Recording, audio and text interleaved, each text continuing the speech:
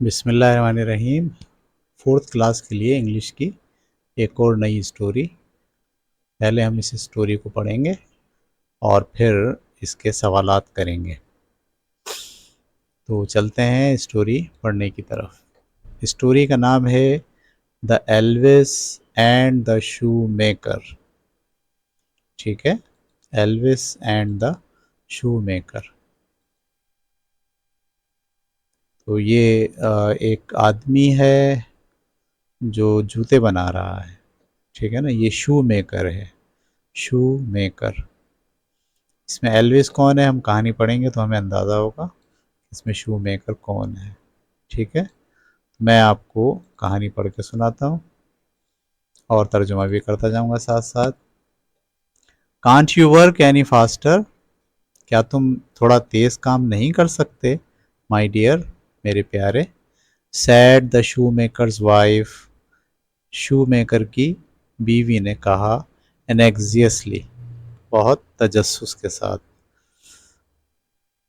The shoe maker smile, shoe maker मुस्कुराया।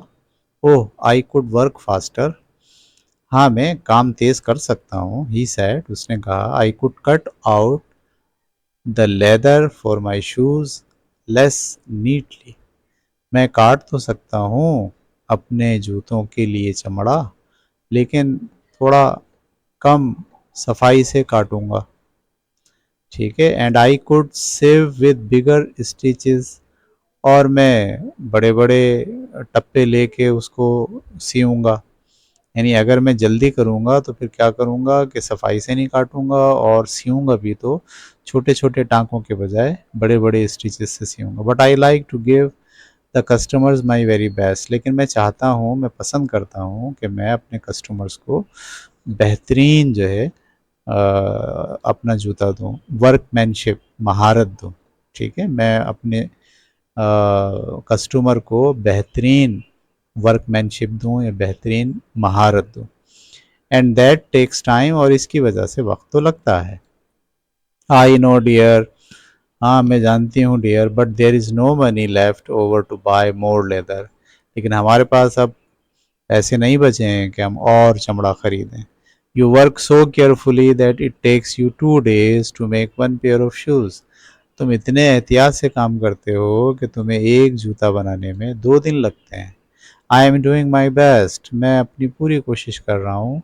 Sad the shoe maker sadly, shoe maker ने अफसरदगी से कहा। My eyesight is not as good as it was and my fingers are not so quick, मेरी आँखें, मेरी नज़र भी अब वैसी नहीं रहीं जैसे पहले थीं, और मेरी उंगलियां भी उतनी तेज़ नहीं चलती जितनी पहले चलती थीं। The shoe maker continue to do his slow careful best, shoe maker ने काम जारी रखा, आहिस्ता आहिस्ता, बड़ी एहतियात के साथ, और अपना बेहतरीन काम करता रहा। But there was soon no money left to buy leather, लेकिन थोड़े ही दिनों बाद कोई पैसे नहीं बचे जिससे चमड़ा खरीदा जाता। एंड ऑल हिज हाइट्स, और उसकी सारा चमड़ा, खाल, हाइट्स का मतलब होता है खाल, and Swedish were used up, उसके जितने भी धागे थे या उसके जितने भी खालें थीं वो सब की सब ख़त्म हो गई। Only one scrap of leather was left on his work bench, अब उसकी बेंच पे सिर्फ एक ही जो है वो चमड़े का टुकड़ा रह गया था। स्क्रैप, स्क्रैप का मतलब टुकड़ा। ठीक है, what shall we do tomorrow when there is no leather to save and when there is are no more shoes to sell, कल हम क्या करेंगे जब हमारे पास चमड़ा ही नहीं होगा एक नया जूता सीने के लिए और उस नए जूते को बेचने के लिए। आस्क्ड हिज वाइफ, उसकी बीवी ने पूछा। द शू मेकर स्माइल्ड, वो मुस्कुराया। Well let's worry about that tomorrow, हम कल की बात कल सोचेंगे, यानी परेशानी की जो बात है कल, वो कल ही सोचेंगे। He spend all day cutting out a pair of shoes, उसने सारा दिन खर्च किया जूतों के चमड़े को काटने के लिए। From the last of the leather, जो आखिरी में चमड़ा बचा था। These are probably the last shoes I shall ever make, शायद ये आखिरी जूता हो जो मैं बनाऊंगा। ही थॉट, उसने सोचा। So they must be my best, लिहाजा ये जूते मेरे बेहतरीन जूते होने चाहिए। When he went to bed, जब वो बिस्तर में गया, he left the cut out shapes, तो वो छोड़ गया कटा हुआ shapes on his work bench, अपनी मेज़ पर। ठीक है। I am sorry we are so poor, मैं शर्मिंदा हूँ, हम इतने गरीब हो गए हैं my dear. He said to his wife, उसने अपनी बीवी से कहा, as he climbed into bed, जब वो अपने बिस्तर में गया। You can only do your best, बस तुम तो अपनी बेहतरीन महारत दिखाते रहना। शी सेड कम्फर्टिंगली, उसने मुकाबला करते हुए कहा, you can't do any more, बस तुम इसके अलावा और कुछ नहीं कर सकते। यानी वो उसने उसको ताना दिया कि तुम बस यही करते रहना कि अच्छी और ख़ूबसूरत चीज़ें बनाते रहना, लेकिन इसके अलावा तुम कुछ नहीं करना। ठीक है जी। उसके बाद क्या हुआ, उसके बाद ये तस्वीर देखिए आप, कुछ दोनों लोग देख रहे हैं, दो जूते बहुत खूबसूरत हैं, एक लेडीज़ के और एक जेंट्स के। चलें अब देखते हैं। इन द मॉर्निंग, सुबह के वक्त, the shoe maker cleaned his glasses, shoe maker ने अपना चश्मा साफ किया, एंड थ्रेडेड हिज निडल, और अपनी सुई में धागा डाला, and looked around for the pieces of leather, और उसने चमड़ों के टुकड़ों को देखना शुरू किया। But something amazing had happened, लेकिन कुछ बहुत ही अजीब व गरीब किस्म का वाक़या रूनुमा हुआ। A finished pair of shoes, बिल्कुल तैयार जूतों के जोड़े, स्टूड, खड़े हुए थे, in the centre of the bench, bench के सेंटर में, perfect to the last shiny buckle, बिल्कुल आखिरी चमकदार जो फीता डालना के बाद बनते हैं, उस तरह से वो जूते तैयार खड़े थे। Someone had made the shoes for him, किसी ने वो जूते उसके लिए बना डाले थे, ओवरनाइट, रातों रात। Just look at the workmanship, देखो ज़रा कितनी महारत से बने हैं। ही एक्सक्लेम्ड, उसने दावा किया, showing them to his wife, अपनी बेगम को दिखाते हुए। And look at the beautiful tiny stitches, और देखो कितने छोटे छोटे टाँके लगे हुए हैं। Who could have made them, किसने ऐसा बनाया होगा। The shoes were so well made that they sold for twice the usual price, वो जूते इतने अच्छे बने हुए थे कि उन्होंने उसे दुगनी कीमत पर बेचा। So the old shoe maker was able to buy a new strip, लिहाजा अब उस बूढ़े शू मेकर ने ख़रीद लिया एक नया स्ट्रिप, यानी टुकड़ा लेदर का। And cut out two pairs of shoes, और उसने उसमें से दो पेयर ऑफ शूज़ काटे ड्यूरिंग द डे, दिन के दौरान। At night he left the cut out shapes on his work bench, रात को उसने वो दोनों और शेप जो काटे हुए शेप थे वो अपनी वर्क बेंच पे रखे, अपनी बेंच पे रखे। एंड वेंट टू बेड, और सोने चला गया। मच मोर चेयरफुल मैन, खुश खुश आदमी होकर। In the morning the two pairs of shoes were completely finished, दूसरे दिन सुबह दोनों जूते जो है वो कंप्लीट हो गए और बिल्कुल साफ सुथरे थे। Right down to the tags on their laces, और उसके ऊपर टैग भी लिख कर लगे हुए थे। जैसे ये टैग लगे हुए हैं, ठीक है, जूतों के ऊपर जो कीमत का कागज़ लगा होता है उसे कहते हैं टैग। व्हाट क्राफ्ट्समैनशिप, क्या महारत की बात है। Said the shoe maker, shoe maker ने कहा टू हिज वाइफ, अपनी बेगम से, the shoes brought such a good price, इन जूतों के भी बहुत अच्छी कीमत मिली। That this time he was able to buy enough leather, तो फिर इस वजह से उसने इस टाइम और ज़्यादा लेदर ख़रीद लिया। फॉर 4 पेयर्स ऑफ शूज़, 4 जूतों के जोड़े। And the next night the mysterious visitor saved all 4 pairs, और अगली रात जो आते हैं गैब से मिस्टीरियस विजिटर मिलने के लिए उसको, उन्होंने 4 जोड़े सी दिए। सच परफेक्ट कोबिंग, क्या ज़बरदस्त मोची हैं ये। एक्सक्लेम द कस्टमर्स, कस्टमर्स ने भी ये बात कहना शुरू कर दी। And they came from miles around to buy the shoe maker, और वो मीलों दूर से चलते हुए आते शू मेकर से जूते खरीदने के लिए। There were long glossy riding boots for the man, आदमी के लिए लंबा राइडिंग यानी जो घोड़ा चलाने के लिए पहनते हैं लोग जूते, वो बने हुए थे। And pretty velvet dancing shoes, और बहुत खूबसूरत मखमल के डांस करने के लिए शूज़ फॉर द लेडीज़, वो लेडीज़ के लिए बने हुए थे। We have enough leather for a lifetime, अब हमारे पास बहुत चमड़ा है पूरी ज़िंदगी के लिए। Said the shoe maker's happy wife, shoe maker की खुश बेगम ने कहा। And so many people come here to buy their shoes, और बहुत सारे लोग यहीं आते हैं हमारे पास जूते खरीदने के लिए। That we are almost rich, इस वजह से हम बहुत ज़्यादा अमीर हो गए। But the shoe maker was thinking, लेकिन शू मेकर ये सोच रहा था, would not you like to know, क्या तुम ये जानना नहीं चाहोगी, who is helping us every night, कौन हमें हर रोज़ मदद करता है। It is time we found out, so ये वक्त है कि अब हम उसको ढूंढें। सो वन कोल्ड नाइट, लिहाजा एक ठंडी रात, जस्ट बिफोर क्रिसमस, क्रिसमस से पहले, the shoe maker left the cut out leather, shoe maker ने उसी तरह चमड़ा काट के छोड़ा ऑन हिज वर्क बेंच पर। Then he and his wife hide nearby, और वो और उसकी बेगम करीब ही छुप गए। एज मिड नाइट स्ट्रक, जैसे ही रात के 12 बजे का घंटा बजा, out from behind the clock, घड़ी के पीछे से क्रेप्ट निकले, रेंगते हुए, सिक्स नेक्ड लिटिल एल्व्स, छह नंगे छोटे छोटे बोने। They climbed on the bench, वो चढ़ गए बेंच के ऊपर। And went to work at once, और फौरन काम करना शुरू हो गए। सिविंग, सीने लगे, एंड हैमरिंग, और हथौड़े से उसको पीटने लगे जूतों को।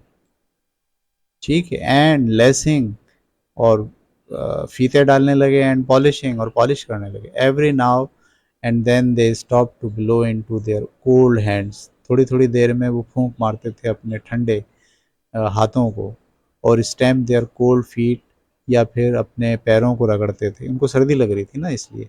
और हग देमसेल्फ अगेंस्ट, और एक दूसरे को गले लगाते थे। द चिल्ली नाइट एयर, ठंडी हवा की रात में। देवर शाइवरिंग ब्लू फ्रॉम हेड टू फूट, वो कांपते हुए नीले पड़ रहे थे सर से लेके पैर तक। पुअर लिटिल माइट्स, छोटे छोटे बौने, said the shoe maker wife, अब उसको तरस आ रहा है उनको देख कर। All that work for us, ये सब तो हमारे लिए काम कर रहे थे। And they haven't got a shirt, लेकिन इनके पास शर्ट तक नहीं है। और even a pair of boots, ना ही इनके पास जूते हैं। Well after all they have done for us, बहरहाल इन लोगों ने हमारे लिए बहुत काम किया है। We ought to give them a thank you present, हमें इनको अब थैंक यू प्रेजेंट देना चाहिए। Said the shoe maker, shoe maker ने कहा। The next day his wife was soon busy cutting out little shirts, अगले दिन उसकी बेगम मसरूफ़ हो गई कि वो छोटी छोटी शर्ट्स उसने काटी, एंड ट्राउज़र्स, और पजामे बनाए, from some bright warm cloth, कुछ गर्म कपड़ों से।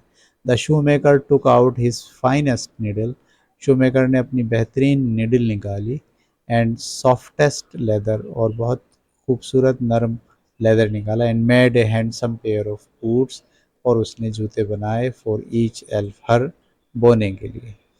ऑन क्रिसमस नाइट, क्रिसमस की रात को, they left their presents on the work bench, उन्होंने अपने ये तोहफे जो है वर्क बेंच पर रखे। एंड हाइड, और छुप गए, as they had done before, जैसे वो पहले छुपे थे। इट वॉज बिटरली कोल्ड, आज भी बहुत सख्त सर्दी थी। When the six little elves appeared, जब छः बोने ज़ाहिर हुए, दे वर शडरिंग एंड शाइवरिंग, वो कांप रहे थे और हिल रहे थे। And their breath turn white in the forest air, और उनके मुंह से जो धुआं निकल रहा था वो बर्फ़ में तब्दील हो रहा था। ये दोनों देख रहे हैं। ठीक है, चलें जी, आगे क्या होता है। They were confused at first, पहले तो वो कन्फ्यूज़ हुए। When they could find no boots leather to sew, जब उन्होंने देखा कि अब कोई भी वहाँ लेदर ही नहीं है सीने के लिए। बट व्हेन दे सा द क्लॉथ्स, लेकिन जब उन्होंने कपड़े देखे, एंड रियलाइज दैट, और उन्होंने ये महसूस किया कि दे वर फॉर देम, कि ये उनके लिए हैं। दे पुट देम ऑन, तो उन्होंने वो कपड़े पहन लिए। एंड डांस्ड अबाउट, और वहाँ वो नाचने लगे। लाफिंग, हंसते रहे। एंड क्लैपिंग देयर हैंड्स, और अपनी तालियां बजाते रहे। Inside their new woolly mittens, अपने नए ऊनी कपड़ों में। नो मोर कोबिंग फॉर अस, ओ अब हमारे लिए जूते बनाने का काम नहीं रहा। We are smart fellows now, अब हम स्मार्ट फेलोज हो गए हैं। And they all sang as they danced, वो गाना भी गाते रहे, डांस भी करते रहे। आउट ऑफ द शॉप, दुकान के बाहर। एंड डाउन द स्ट्रीट, और वो सड़क पर चले गए। सो लिहाजा, no more help from the elves. अब हमें मज़ीद help नहीं मिलेगी elves से, बोनों से, said the shoemaker's wife laughing. shoemaker की बेगम ने हंसते हुए कहा. How will you manage now? अब तुम कैसे मैनेज करोगे? That so many people come to you. बहुत सारे लोग तुम्हारे पास आएंगे for their shoes and boots. जूतों के लिए. The shoemaker smiled. shoemaker मुस्कुराया. I will just have to do my best. मैं अपनी पूरी कोशिश करूँगा. He said. उसने कहा. I am sure you will. मुझे यकीन है कि आप पूरी कोशिश करोगे my dear. said his wife. उसकी बेगम ने कहा. You always do. आप ऐसा हमेशा करते हो. आप ऐसा हमेशा करते हो. ठीक है, तो ये थी जनाब हमारी कहानी the Elvis and the shoe maker. अब आप इस कहानी को एक बार सुनेंगे इसके अपनी आवाज़ के अंदर. ठीक है, तो पहले मैं वापस चला जाऊं कहानी पर. जी बिल्कुल, यहाँ तक हम आ गए और जनाब आपका, जी जनाब कहानी सुनते हैं.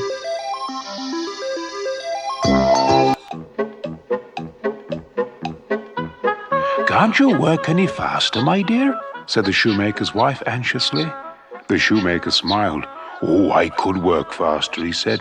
I could cut out the leather for my shoes less neatly, and I could sew with bigger stitches, but I like to give the customers my very best workmanship, and that takes time. I know, dear, but there's no money left over to buy more leather. You work so carefully that it takes you 2 days to make one pair of shoes. I'm doing my best, said the shoemaker sadly. My eyesight isn't as good as it was, and my fingers aren't so quick. The shoemaker continued to do his slow, careful best. But there was soon no money left to buy leather, and all his hides and swathes were used up. Only one scrap of leather was left on his workbench. Well, what shall we do tomorrow when there's no leather to sew, and when there are no more shoes to sell? Asked his wife. The shoemaker smiled. Well, let's worry about that tomorrow. He spent all day cutting out a pair of shoes from the last of the leather. These are probably the last shoes I shall ever make, he thought, so they must be my best. When he went to bed, he left the cut-out shapes on his workbench. I'm sorry we are so poor, my dear, he said to his wife as he climbed into bed. You can only do your best, she said comfortingly. You can't do any more. In the morning, the shoemaker cleaned his glasses and threaded his needle and looked around for the pieces of leather. But something amazing had happened. A finished pair of shoes stood in the center of the bench, perfect to the last shiny buckle. Someone had made the shoes for him. Overnight. Just look at the workmanship, he exclaimed, showing them to his wife. And look at the beautiful tiny stitches. Who could have made them? The shoes were so well made that they sold for twice the usual price. So the old shoemaker was able to buy a new strip of leather and cut out 2 pairs of shoes during the day. At night, he left the cut-out shapes on his workbench and went to bed a much more cheerful man. In the morning, the 2 pairs of shoes were completely finished, right down to the tags on their laces. What craftsmanship, said the shoemaker to his wife. The shoes brought such a good price that this time he was able to buy enough leather for 4 pairs of shoes. And the next night, the mysterious visitors sewed all 4 pairs. Such perfect cobbling, exclaimed the customers, and they came from miles around to buy the shoemaker's wares. There were long, glossy riding boots for the men and pretty velvet dancing shoes for the ladies. We have enough leather for a lifetime, said the shoemaker's happy wife, and so many people come here to buy their shoes that we are almost rich. But the shoemaker was thinking, wouldn't you like to know who is helping us every night? It's time we found out. So one cold night, just before Christmas, the shoemaker left the cut-out leather on his workbench. Then he and his wife hid nearby. As midnight struck, out from behind the clock crept 6 naked little elves. They climbed onto the bench and went to work at once, sewing and hammering and lacing and polishing. Every now and then they stopped to blow into their cold hands, or stamp their cold feet, or hug themselves against the chilly night air. They were shivering blue from head to foot. "Poor little mites," said the shoemaker's wife. "All that work for us, and they haven't got a shirt or even a pair of boots." "Well, after all they've done for us, we ought to give them a thank you present," said the shoemaker. The next day his wife was soon busy, cutting out little shirts and trousers from some bright, warm cloth. The shoemaker took out his finest needle and softest leather, and made a handsome pair of boots for each elf. On Christmas night, they left their presents on the workbench and hid as they had done before. It was bitterly cold. When the 6 little elves appeared, they were shuddering and shivering, and their breath turned white in the frosty air. They were confused at first when they could find no boot leather to sew. But when they saw the clothes and realized that they were for them, they put them on and danced about, laughing and clapping their hands inside their new woolly mittens. "No more cobbling for us. We're smart fellows now." And they all sang as they danced out of the shop and down the street. "So, no more help from the elves," said the shoemaker's wife, laughing. "How will you manage now that so many people come to you for their shoes and boots?" The shoemaker smiled. "I'll just have to do my best," he said. "I'm sure you will, my dear," said his wife. "You always do."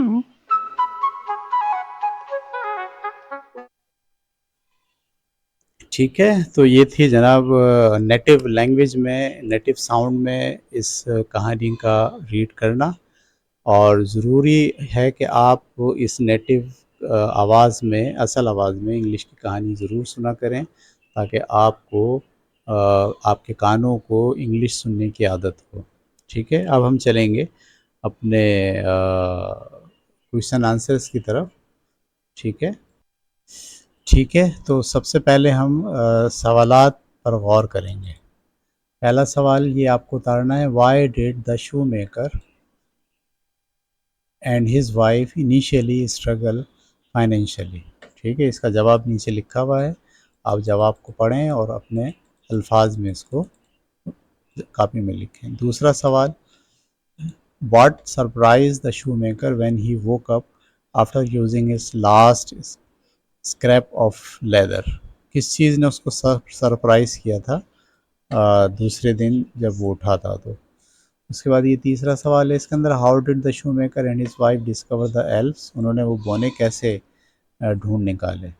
और चौथा सवाल इसका ये है, Y did the elves stop helping the shoe maker after Christmas. Christmas के बाद उन्होंने कैसे जो है वो हेल्प करना छोड़ दिया था।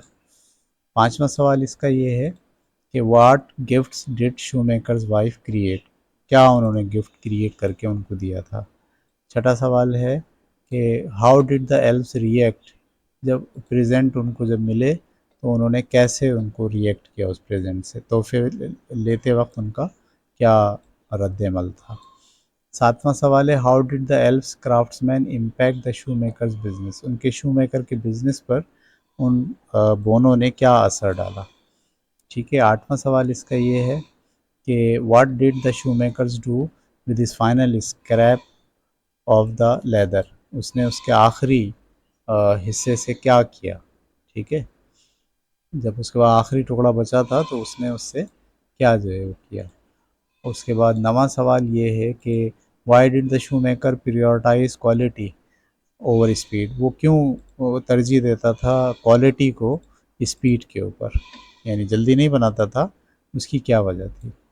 और 10वां सवाल ये है कि what moral lesson does the story emphasise. इसका मोरल लेसन क्या है ये आपको बताना है। ठीक है, उसके बाद 10 खाली जगह हैं, आपको ये 10 खाली जगह जो है वो पढ़नी है, अपनी कॉपी में लिखनी है, और उसके साथ साथ खाली जगहों में जो लफ्ज़ आएगा वो आपको भरना है। ठीक है, तीसरा सवाल, तीसरी खाली जगह के बाद चौथी खाली जगह, ये चौथी खाली जगह है। ठीक है, आप स्क्रीन रोकते जाइए और ये खाली जगह अपनी कॉपी में लिखते जाएं और उसके साथ साथ खाली जगह को फिल करते जाएं। ये छठी, पाँचवीं, छठी, छठी के बाद ये सातवीं, सातवीं के बाद ये आठवीं। ठीक है, 8वीं खाली जगह, और 8वीं खाली जगह के बाद ये 9वीं खाली जगह, और 9वीं खाली जगह के बाद ये 10वीं खाली जगह। 10वीं खाली जगह भरने के बाद फिर अब आप यहाँ MCQs करेंगे। ठीक है, आपको ये पहला MCQ है, इसके नीचे 4 जवाब हैं, चारों में से कौन सा जवाब दुरुस्त है ये आपको करना है। इसके बाद ये दूसरा MCQ है, इसमें इसके नीचे 4 जवाबात हैं, आपको पहले MCQ गौर से पढ़ना है, फिर जवाबात को गौर से पढ़ना है, और फिर जाके आपको सही जवाब का इंतखाब करना है, और वो सही जवाब आपको अपनी कॉपी में लिखना है। ठीक है, ये चौथा MCQ है, और ये 5वां MCQ है। ठीक है, और उसके बाद ये छठा MCQ, और ये 7वां MCQ। ठीक है, उसके बाद हम आ गए 8वें MCQ पर। इसके भी 4 जवाबात हैं, चारों में से कौन सा जवाब दुरुस्त है ये आपको अपनी कॉपी में लिखना है। इसके बाद ये 9वां MCQ। ठीक है, और 9वें MCQ के बाद ये 10वां MCQ। चलें भाई, उसके बाद ये ट्रू फॉल्स के सेंटेंसेस हैं। ट्रू फॉल्स का मतलब ये है कि आपको हर जुमले के आखिर में ये बताना है कि ये सही है या गलत है। अगर सही है तो आप इस जुमले के सामने ट्रू लिख देंगे, और अगर गलत है तो आप इस जुमले के सामने गलत लिख देंगे। तो ये 10 सवालात आपको यहाँ से देख कर करने हैं। ठीक है, ये थी हमारी आज की कहानी 4th क्लास के लिए। ठीक है, अगली कहानी तक के लिए इजाज़त दीजिए। अल्लाह हाफिज़।